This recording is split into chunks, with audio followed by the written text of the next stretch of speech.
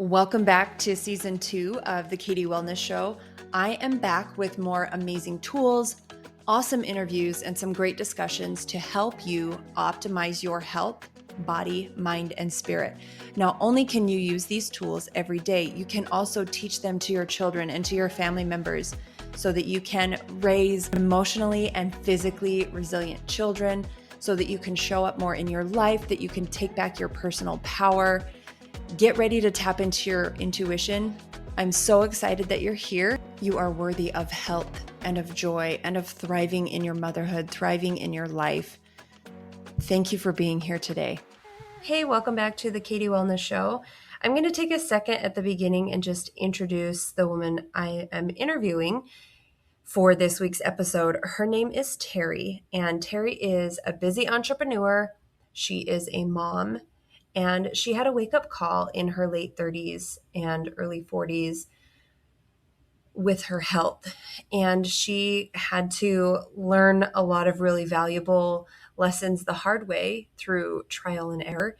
And she now coaches and shares her knowledge with women who are trying to manage family life, manage businesses, and manage their health. Her story speaks directly to women who are trying to balance it all.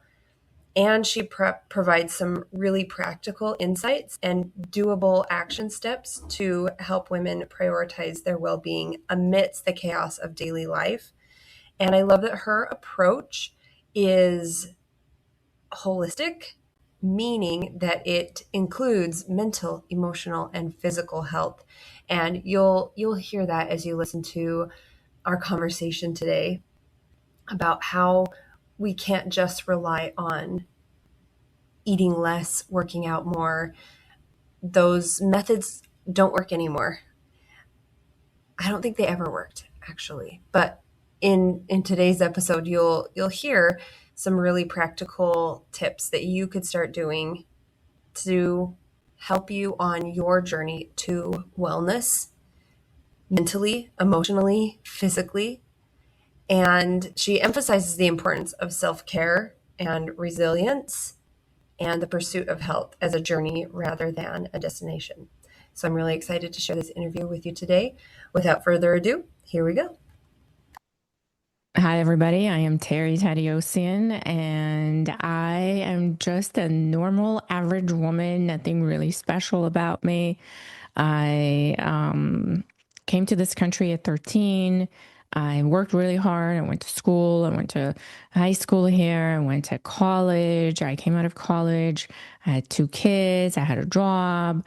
I did all the things, right, that we're all supposed to do. And by the age of 30, I had my daughter.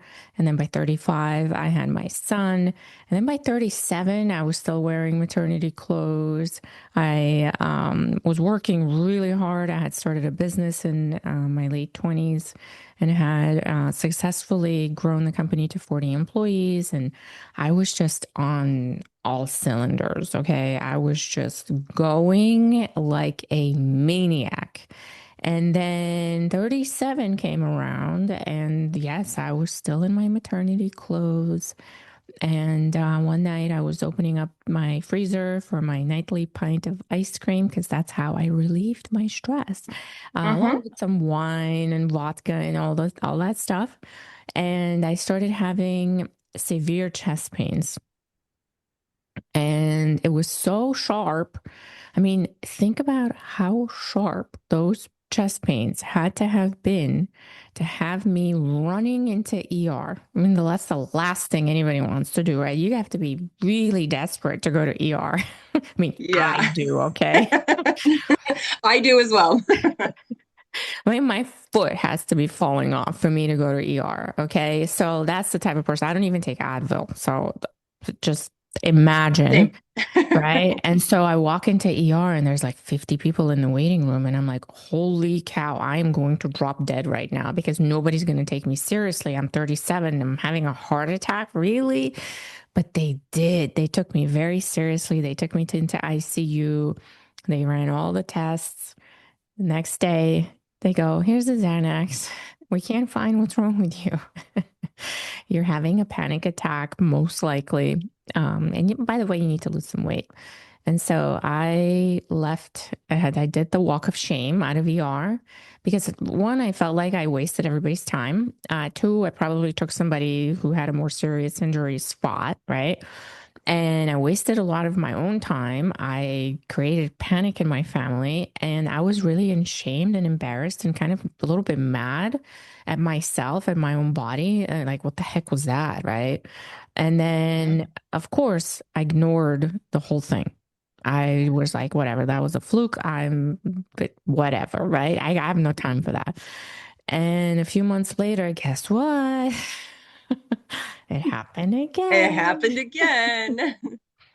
I was like, this time it's real. Oh my gosh. Like they didn't get it last time. I went to ER and they didn't get it. They made a mistake. I am having a heart attack again this time for real. I go in, same thing. Okay.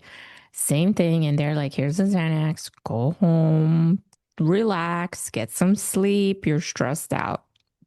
You can follow up with a cardiologist. You can follow up with your functional medicine doctor, whoever, but you're not having a heart attack. Okay.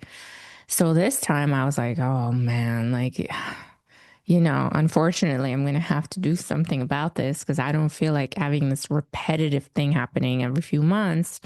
And that's how my entire journey of waking up happened. And unbeknownst to me, now I'm going to be 50 this year. Now I know like what actually was going on, but it took me 13 years to get here. And what I can tell you is that I had entered perimenopause. That's what was happening. And I was very overweight. And running on all cylinders. I feel like women who, let's admit it, like a lot of us are conditioned to run on all cylinders, be everything for everyone.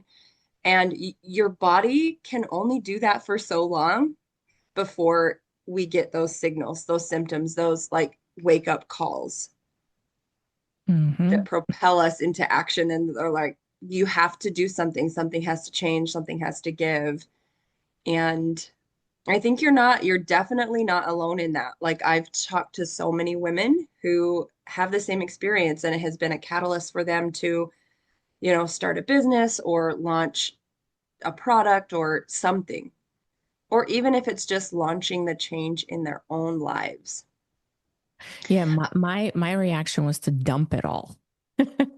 I I did not want a business after that. I did not want to run anything. I didn't want to be in charge of anything. I didn't want to make any decisions. I just wanted to figure out this problem. And since then, I have become averse.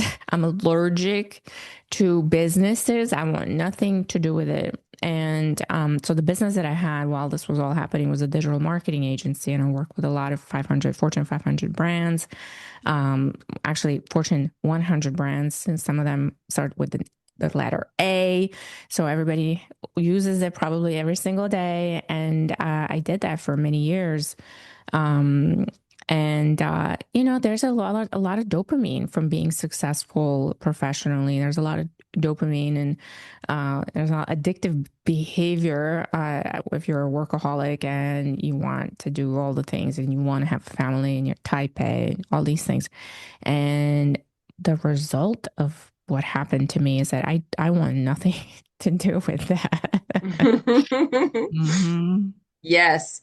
Well, and from what I could gather, just looking at a lot of your Instagram posts, one that really stuck out to me was um, I think the caption said something about 3 things I would start doing right now if I wanted to lose weight. Is that kind of where you started with your transformation, was these 3 steps? I think they were like writing down everything that you were eating, like using an app to write down how many calories you're consuming, weigh yourself, take pictures. Is that kind of where you started? Or once you had this wake up call, this realization that things needed to change, where did you start? A lot of trial and error. I Uh-huh. fumbled around a lot.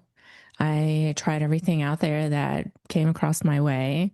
Now, just go back 13 years. Thank goodness for like I got very lucky that I didn't go through this in today's day and age because it's even more confusing now, right? So there's all of these other things now that I'm pretty sure if that was presented to me 13 years ago, I'd be all over that. I'd be like, give it to me, give me all the things. Because Yes. that's where I was at, right? So Yeah. we didn't have GLP 13 years ago. Most people didn't even know what HRT was. It was mostly, I grew up in the era of just don't eat anything and do a lot of cardio, and you're going to be Hmm. fine, right? So that's why Hmm. I tried that. That didn't work for me. It worked in my 20s. I had no issues with in my 20s doing that, you know. But as soon as perimenopause entered my realm of existence, everything was upside down, everything.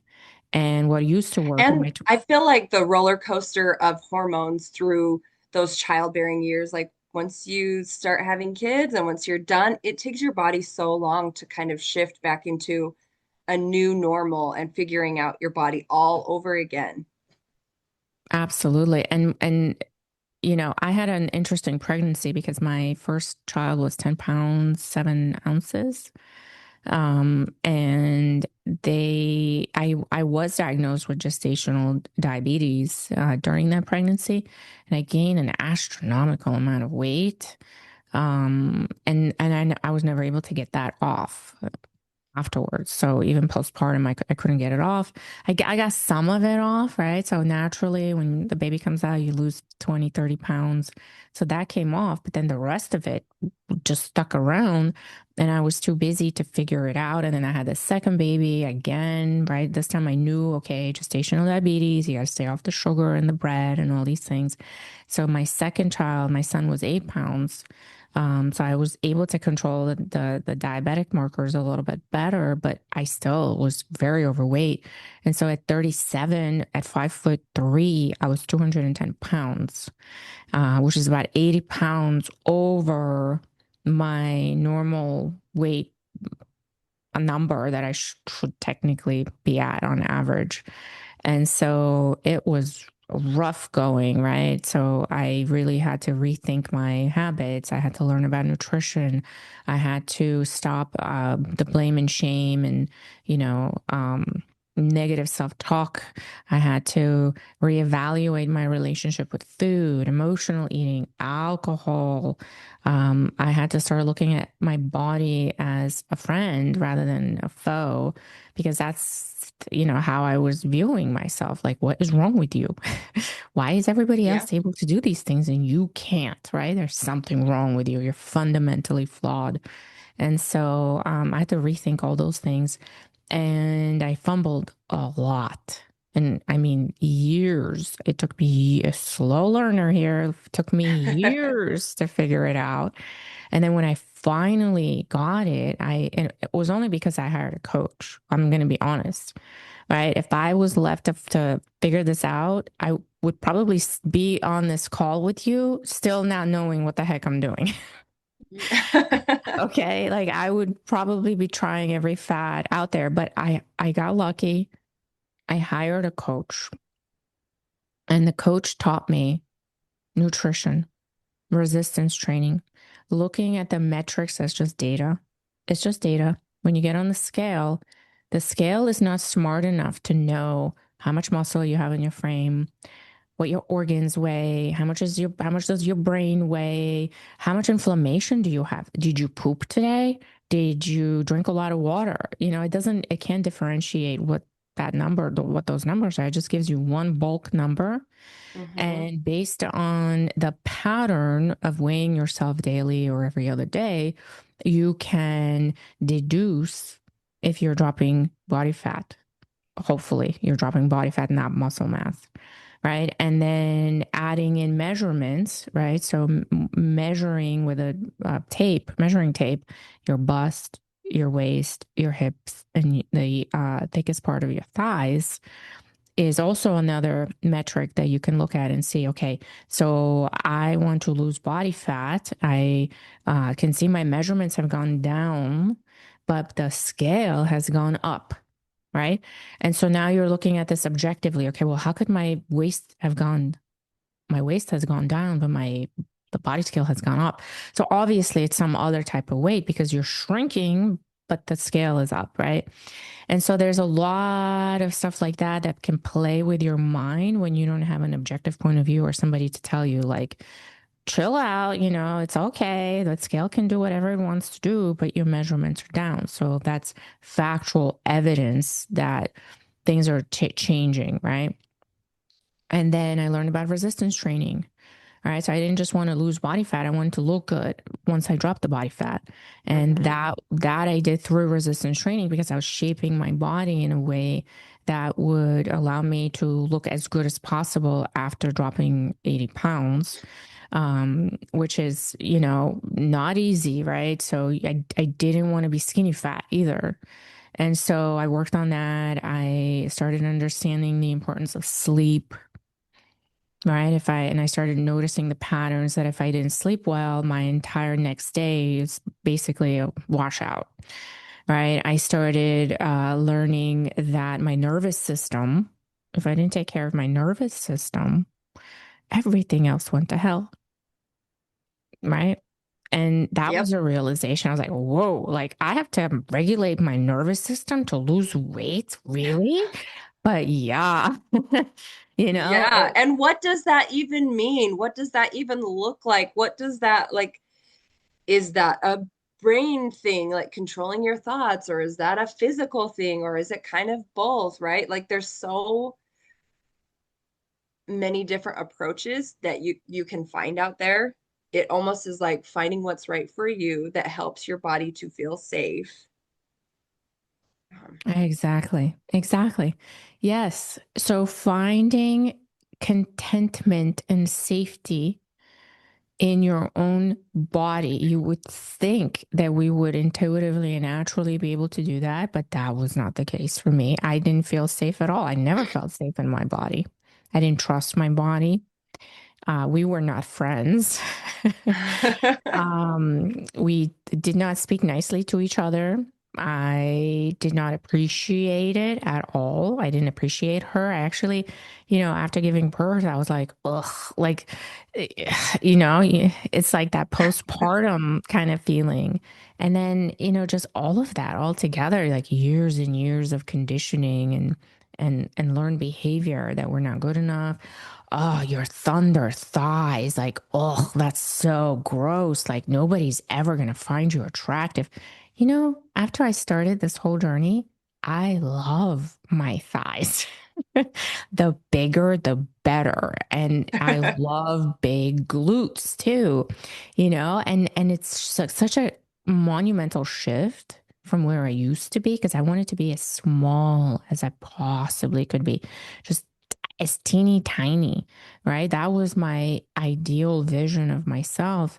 And then once I learned what my body's actually capable of doing, I'm proud of having glutes and a big butt and my thick thighs, right? Because they can squat 180 pounds, they can deadlift 250 pounds. I've hip thrusted 500 pounds. Like and I'm 50 years old. That's amazing. Yeah. And so becoming friends calm my nervous system down. Learning how to breathe, right? Box breathing on a daily basis calms the anxiety, calms the nervous system down. Feeding myself. Now this one really blew my mind. So starvation diets would trigger my nervous system. And I would go into like anxiety mode all the time because I was always hungry when I was doing all these yo-yo diets. Learning how to properly fuel my own body actually calmed down my nervous system during a caloric deficit. Yoga was fantastic for my nervous system. I mentioned sleep before, but there's just basic things, right? Really basic Yes. things. I know. Mhm. It's so funny. We think that we have to take a magic pill or we think we have to do 1,000 things, but really it's like the basics, like intentional movement and sleep and nutrition, like fueling your body. So I do have a question. When you got to this place, you said you were around 37 when you had that wake up call. You were entering perimenopause, having a lot of these symptoms, having these panic attacks, being told that you needed to lose weight. Um, Looking back, now that you know what you know, what are one or two things that you would recommend people, women especially, who are in this go, go, go, constant fight or flight? Like, I need to be productive to feel worthy, like this type A personality that you're talking about. Women who have children and maybe running businesses and feel like they don't have time, but that they need to prioritize their health. What is something that you coach women to start with? Mhm. Great question. So, just the way that in the in the Instagram post that you mentioned, that I said three things that you can do to start your weight loss journey. There are one of them is to take inventory, right? To do an audit of what's coming in, what's coming out, right? How many calories am I taking in? How many calories am I expending? And then figuring out what your numbers are. Well, the same thing applies to time, right? So where am I spending, right? And is it giving me a return on my investment? Mm, Mm. hmm. And am I feeling drained? Is my energy bank account on negative, in a deficit, when I spend time on these things? And just doing an audit, right? So, how much time are you spending every week on these things? And you're going to find things like doom scrolling 5 hours, nail, pedicure, and manicure appointment 3 hours, whatever other kinds of things, right? Talking on the phone 4 hours to just friends and just having chats. And little by little, you can start scraping your time back. So take small amount, same way that it works with calories, right? So we're going to scrape in order to go into a caloric deficit, you're going to scrape 300, 400 calories a day so your nervous system doesn't get alerted that, oh, something major is happening. No, no, no. Just we're going to Hang use on to everything. Yes. Okay. stealth mode, right? Or I'm going to just scrape just a little bit off of here. Nobody's going to know. No alarms are going to go off. You're going to do the same thing with your time, right? So if you have a business, you're not going to make a big announcement to all of your employees like, hey, I'm going to be gone for 2 hours a day every day. No, no, no. You're just going to stealthily schedule these meetings with clients in your calendar and then go to the gym or buy a few dumbbells, put them in your office, close the blinds or, you know, lots of different options, right? Or leave a little bit early. But say you're going to a client meeting, nobody's going to know. You don't need to announce it. Start scraping a little bit of time. Maybe you don't get your hair and nails done. Well, hair, okay, I get it. You don't want to walk around with the grays that I have, so I don't want. But It's not nail, gray, it's sparkles or glitter. That's what I have to tell myself. but like pedicure, manicure, I can get away with doing it myself, right? While I'm talking on the phone or whatever from home. So I can scrape 3 hours a week, right? So that's three workouts. It's worth it, right? It's more worth it to me to feel good in my body than to have nice nails and toes, right? And then all kinds of little things like that. And you'll scrape up 7 hours a week. I promise. I promise you'll find it. You just have to audit it and be honest. Yeah, that's the hard part. I think sometimes we live in this world where we have a fantasy self almost like in a perfect world, or my fantasy self would only spend 20 minutes a day scrolling, but really I spend 2 hours. Like, are we really being honest with ourselves? And are we changing our habits just because we're tracking, or are we doing our normal habits? Even still, though, even if we are being more mindful as we're tracking, um, and not spending as much time in certain areas, or on the food aspect, if we're being more mindful about what we're eating and we choose to skip the ice cream that night because, oh, I'm tracking it. And then you've gone a week without ice cream and you realize, oh, I actually can do it. I don't have to rely on this thing, or I don't have to be doing this time wasting activity for as long. Like I can return that investment to myself. I can be using it in a better way, like you said, whether it's through sleep or through movement or doing the box breathing, right? So Hmm. I love that tip of you have to know where you're starting, whether it's your time, whether it's your food. Yeah, absolutely. And I even have like, a little more advanced tricks, right? So let's say you found time to walk on the walking pad. Um, because at this point, my step count is about 15,000 and a half. So I do that every single day. And I realized, like, my gosh, I gotta like multitask because I can't just be on this treadmill that long and do absolutely nothing else, right? So I put up a desk on my computer. I'm sitting on it right now. Literally, I'm on my treadmill. Have a stool. I put it on top of my treadmill because that's where my computer is. That's where my podcast gear is and all these things. And so I just take the stool out and I can work on my computer as I'm walking. Or if I feel like it, I can watch Netflix if I'm walking after work at night. So I can combine the two things. I have my Peloton literally right across my walking path. So I get my steps done and immediately I have to trip over my Peloton to get out of this room. I get on the Peloton and I do that. So I've designed my environment over time to make it really easy and have less friction in getting these things done. And the more reps I put in, the more days, I go on it.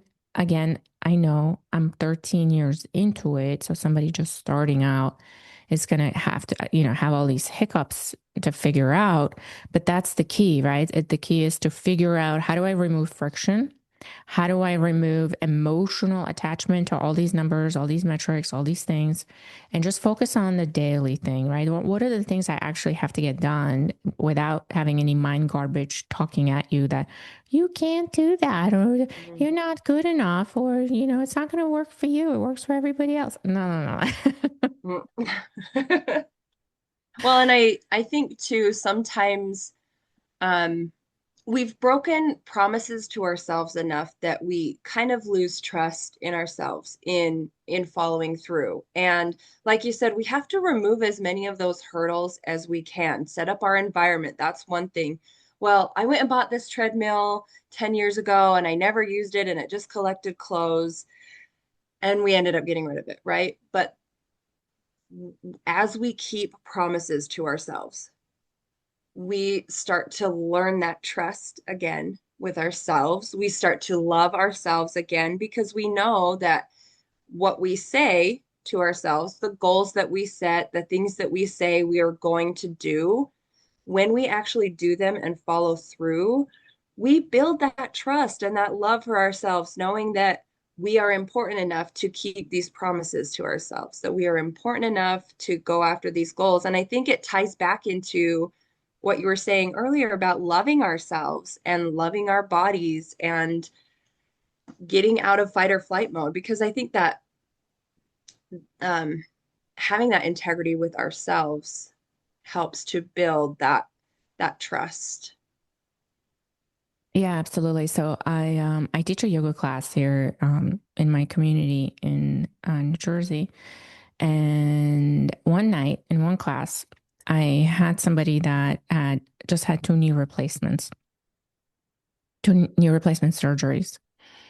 And, she told me that in the beginning of class. And then we were chatting after class. And I was asking, well, do you go to the gym? Do you do any resistance training? And most of the women say, no, I don't have time. I don't have time for that. It's too complicated or too intimidating or whatever it is. And so I said, okay, so do you have PT sessions for your knee replacements? And she said, yes. I said, do you go to your PT sessions or do you just don't have time for that? Or do you say, I don't feel like going this week, so I'm just going to skip it. She said, no, I go. So I'm like, okay, so you have time. You can make the time when it's a priority because you know if you don't go to PT for your knee replacement, you're going to have a big problem like immediately, like instantly. That's like a no-brainer, right? You're not going to be able to use your knees if you don't go to PT. And yeah, okay, well that's the same thing with all these other things except it's not that boldly in your face, right? It's not like if you don't do these squats, you're not going to be able to get up and off the toilet tomorrow, right? Maybe in 10 years, but who Mhm. cares about 10 years? That's what the brain is thinking, right? Yeah, that's a problem for future self. Right. Yeah. So we have And time. we do. And also feel like we sometimes have been sold this lie that we have to have the gym membership in order to lift the weights. You can order weights off of Amazon, off of Facebook Marketplace. You can go into the store and get a couple of dumbbells. Um, you can get resistance bands. Like there are things that you can do that don't take up a lot of space, that don't require you to go to the gym in order to help you get started too. So there are lots of options. So if you think you don't have time for an hour, you don't have childcare, you don't have money for a gym membership, like any of these things that you're telling yourself, okay, well, what would be the next step down? Or what would be the next step down? What is something that you can do to start? Could you get ankle weights and walk on a walking pad or go for a walk around the block?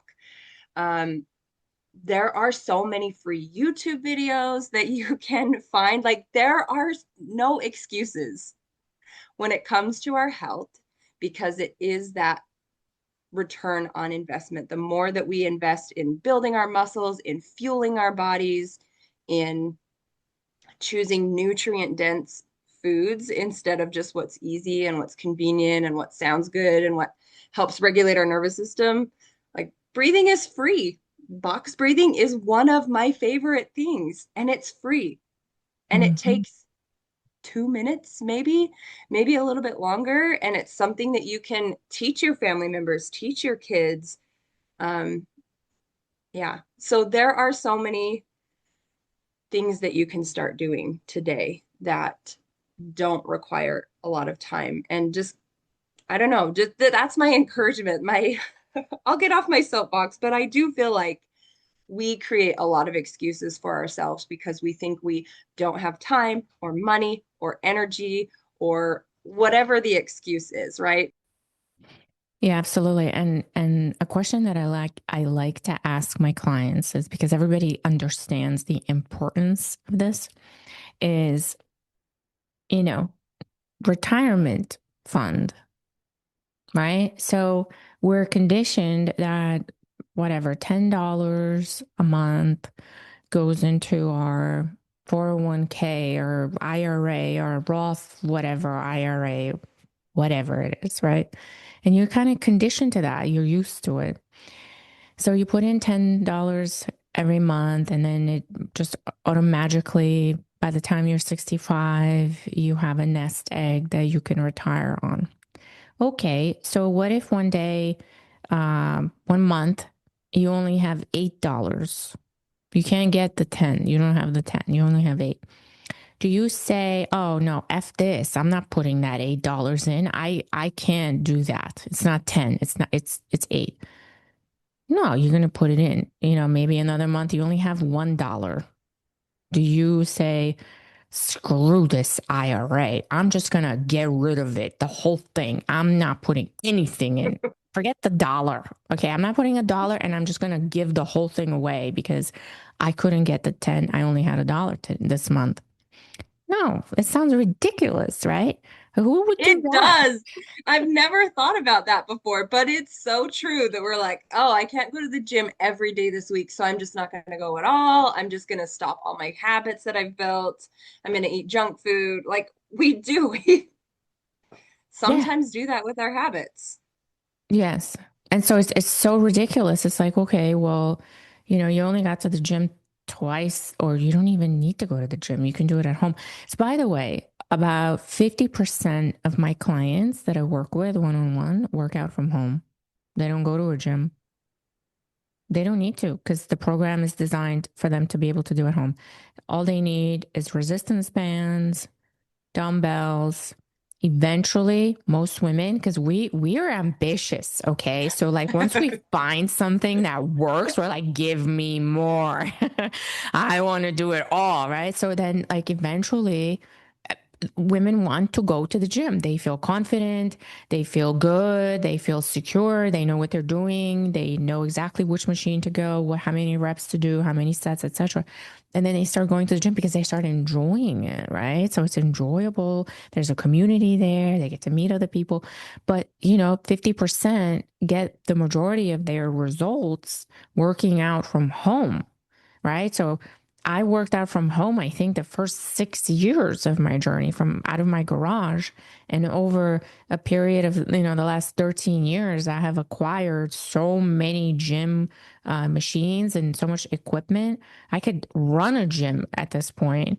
But, over time, you start to like, oh, maybe I could get a cable machine and I can shove it in that corner and then I can do all these other things. Or maybe I could get a squat machine because I'm doing squats every day and you're so excited about it. And it's like a new outfit, you know? And a lot of times I hear like women are like, well, I've stopped spending money on, new shoes and purses. And now I'm buying gym equipment, and like that's the new toy now, right? So there's always a way to get past the mind garbage. You just have to want to, right? You have to decide that by the time I'm in retirement, I want to have a nest egg and I'm not going to give it away today just because I can't do it perfectly, that I've defined this perfection in some fantasy land that doesn't exist because there's no such thing as perfection. And maybe one day I have $1 and then the next day maybe I have 10 and maybe tomorrow I'm going to have 20, right? But I'm not going to throw away all of my effort and my work because I only have $1 today. I'm just going to put the dollar in and call it a day, move Yeah. on, right?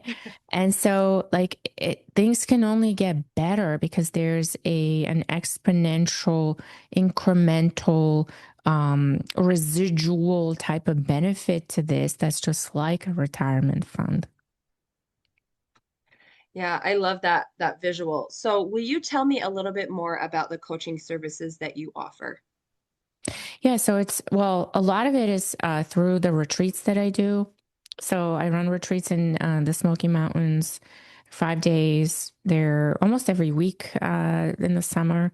And I meet a lot of women that come, and that's their kind of like their Kickstarter. And so we learn about all these different modalities. So we learn about, uh, you know, the benefits of yoga, the benefits of strength training. We do a lot of yoga. We do a lot of strength training.